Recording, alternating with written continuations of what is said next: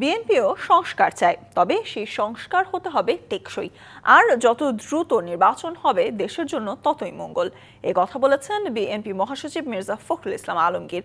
অন্যদিকে সিনিয়র যুগ্ম মহাসচিব রুহুল কবির রিজভী বলেছেন, পালিয়ে গিয়েও শেখ হাসিনা বিদেশের মাটিতে বসে দেশের বিরুদ্ধে মিথ্যাচার করছে আর তার কর্মীদের দিয়ে বিশৃঙ্খলা তৈরির উস্কানি দিচ্ছেন। জুলাই আগস্টের আন্দোলনে শ্রমিক রিকশা চালকদের হত্যার প্রতিবাদে শুক্রবার রাজধানীর নয়াপল্টনে দলীয় কার্যালয়ের সামনে বিক্ষোভ সমাবেশ করে বিএনপি। এতে যোগ দিয়ে দলের সিনিয়র যুগ্ম মহাসচিব রুহুল কবির রিজভী বলেন, শেখ হাসিনা হত্যাকাণ্ড চালিয়ে মায়া কান্নার অভিনয় করতেন। বিদেশের মাটিতে বসে এখনও দেশের বিরুদ্ধে মিথ্যাচার করছেন তিনি।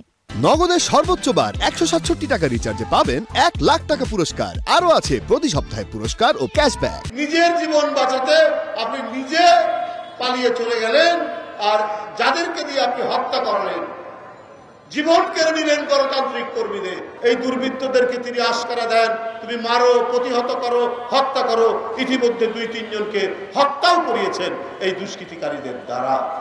বিকেলে দিনাজপুরের হিলিতে দলটির স্থায়ী কমিটির সদস্য এজেডএম জাহিদ হোসেন বলেন, বিএনপির আন্দোলন এখনো শেষ হয়নি। জাতীয় ঐক্য গড়ে তুলতে হবে 31 দফা রাষ্ট্র সংস্কার কর্মসূচির ভিত্তিতে। তাহলেই জনগণ তার অধিকার ফেরত পাবে, জনগণ তার মানবাধিকার ফেরত পাবে। এদিকে যশোরে এক আলোচনা সভায় দলটির মহাসচিব মির্জা ফখরুল ইসলাম আলমগীর বলেন, বিএনপিও সংস্কার চায়, তবে তা হতে হবে টেকসই। সেই সংস্কারটাকে সাস্টেইনেবল টেকসই গ্রহণ করতে হবে। জনগণের সমর্থন আছে কিনা তা জানা দরকার, তাই না? এই নির্বাচনটা যত দ্রুত হবে, বারবার আমরা বলে আসছি কথাটা, ততই দেশের জন্য মঙ্গল হবে।